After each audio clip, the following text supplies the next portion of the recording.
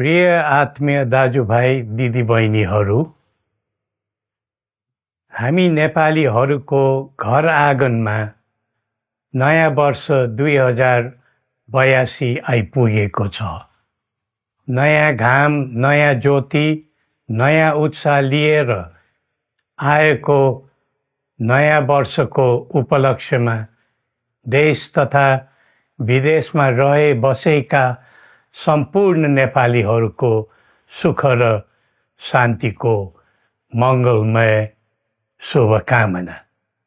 हरेक नयाँ वर्ष नूतन आशा र विश्वास बोकेर आउने, तर वर्षको बिदाईमा एउटा घनघोर निराशाका बीच हुने गरेको धेरै साल भयो। समाजका विभिन्न दल, वर्ग र जन समुदायले आफ्नो धारणा, आस्था तथा अभिव्यक्ति राख्न पाउनु प्रजातन्त्रको सुन्दर विशेषता हो। तर त्यस्तो धारणा र मान्यता प्रस्तुत गर्दा सबैले संयम अपनाउनु पर्दछ। केही दिन अघि जनप्रदर्शनमा जुन प्रकारको हिंसा, आगजनी, तोडफोड भयो, त्यसबाट जस प्रकारको मानवीय एवं भौतिक क्षति भयो, त्यो सुन्दा हामीलाई अत्यन्तै दुःख लाग्यो। नागरिक स्वतन्त्रता भन्दा ठुलो तन्त्र वा वाद हुँदैन। वास्तविक प्रजातन्त्र त्यहाँ हुन्छ जहाँ राम्रो, नराम्रो, जनगुनासो वा गुणगान सुन्ने परम्परा र संस्कार हुन्छ। नेपाली जनतामा देश र भविष्यलाई लिएर जुन खालको जागरुकता पैदा भएको छ, त्यसलाई हामीले सकारात्मक रूपमा लिएका छौँ। वास्तवमा नेपाली जनतामा रहेको देशभक्तिपूर्ण भावना विश्वमै अनुकरणीय र अनुसरणीय छ। देशलाई विद्यमान जटिलताबाट मुक्त गराई शान्त, स्थिर र समृद्ध मुलुक बनाउने जागरुकता जुन पैदा भएको छ, नयाँ वर्ष 2082 मा नेपाली जनताको चाहना अनुसारको परिणाम हासिल हुने विश्वास थपिएको छ। मुलुकमा व्याप्त अशान्ति, अराजकता, निराशा र असन्तुष्टिबाट आम नेपालीलाई मुक्त गर्न नेपालको राज संस्थाले जहिले पनि योगदान पुर्याउँदै आएको विदितै छ। राष्ट्रियता र प्रजातन्त्रलाई मूल कार्य मान्दै जनभावना बमोजिम चल्ने बहुदलीय प्रजातन्त्र र संवैधानिक राज संस्थाको परम्परामा हाम्रो मान्यता रही आएको छ। वर्तमानमा बदलिँदो जनचाहनाको पनि कदर गरी राज्य शक्तिको स्रोत जनता नै हुन् भन्ने मन्जुरी सदैव स्थापित हुनु पर्दछ। राष्ट्र निर्माता श्री 5 बरामहाराज धीराजको दिव्य उपदेशलाई नै अबको राज्य सत्ताको मूल मन्त्र सोच्नुमा के होला? सन्तुलित कूटनैतिक सम्बन्ध र आत्मनिर्भर नेपालको परिकल्पना नै पृथ्वी पथको मूल सार हो। यही नै राजनीतिको मूलधार हुनु पर्ने हो। विश्वको बदलिँदो परिस्थितिलाई मनन गर्दै विश्वव्यापीकरण र स्वतन्त्र व्यापारका आधारहरूलाई चुनौतीको रूपमा लिँदै चरम आर्थिक मन्दी भोग्नु परिरहेको अहिलेको सन्दर्भमा नेपाल जस्ता विकासोन्मुख देशले आत्मनिर्भर अर्थतन्त्र निर्माणको कार्यमा अर्जुन दृष्टि लगाउनु पर्ने समय आएको छ।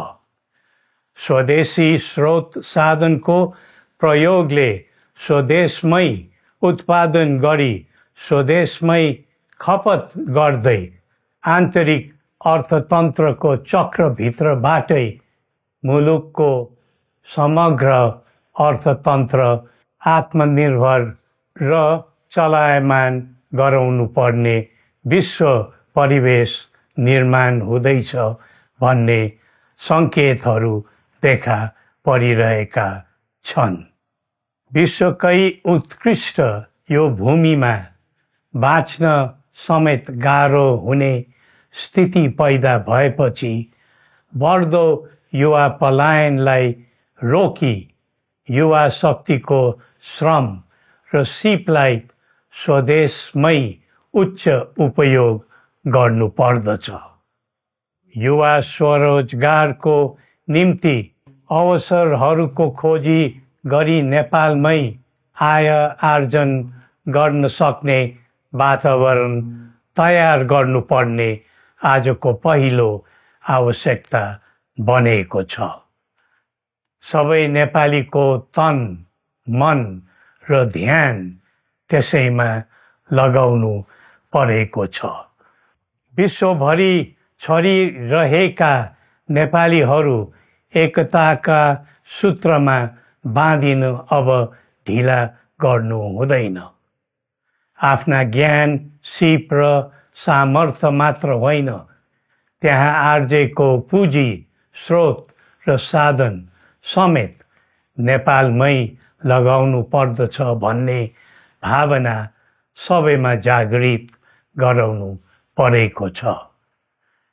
प्रकृतिले दिएको स्वर्ग जस्तै सुन्दर हिमवत् खण्ड नेपाल सिँगार्न र विकासको विपुल फुक्न कसरी लाग्ने र लगाउने स्वदेश फर्क स्वदेश नै स्वर्ग भन्ने अभियान चलाउनु पर्ने आजको आवश्यकता भएको छ।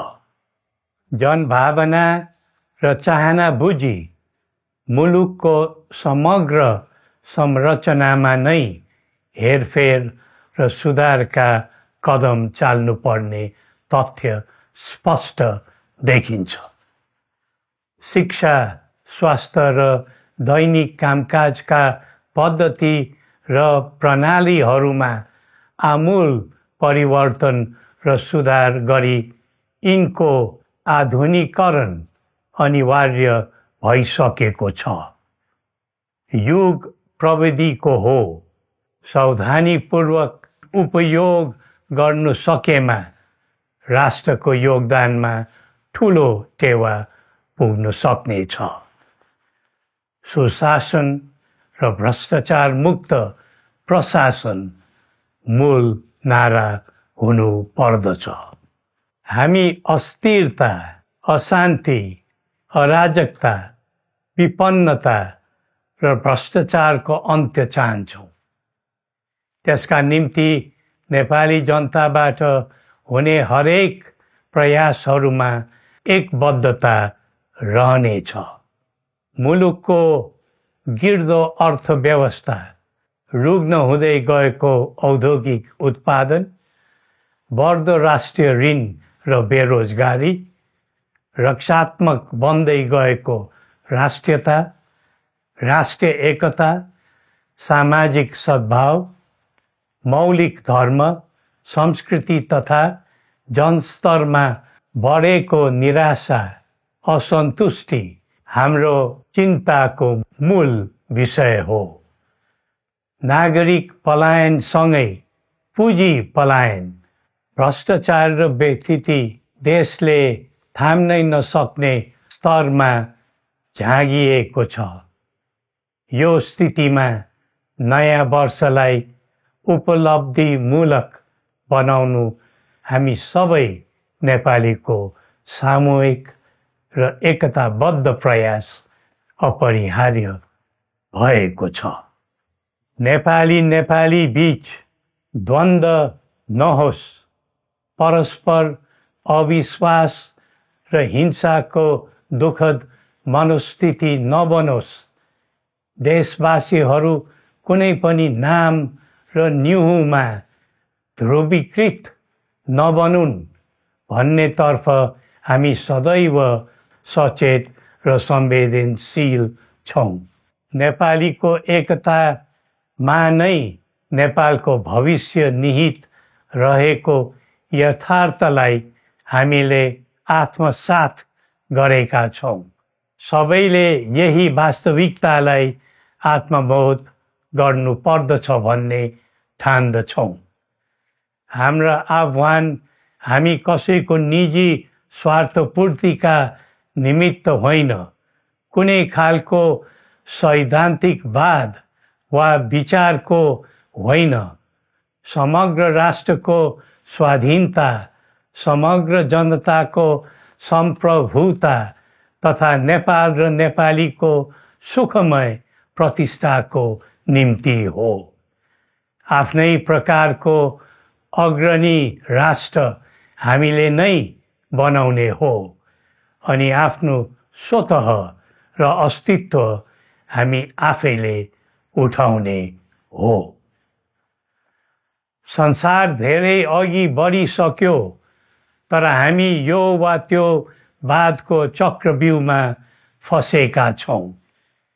नेपाल आमालाई केन्द्रमा राखेर हाम्रा विचार बन्नुपर्छ, हाम्रा कदम चल्नुपर्छ।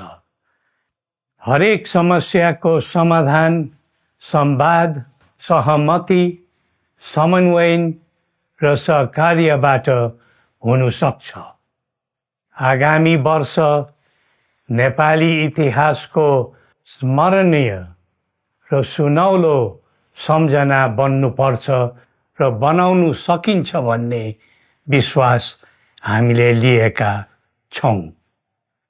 नयाँ वर्षले नयाँ आशा, उमङ्ग र उत्साह ल्याओस् अनि नेपालीको सुनौलो भविष्यको सुनिश्चितता होस्। श्री पशुपतिनाथले हामी सबैको कल्याण गरून्। जय नेपाल।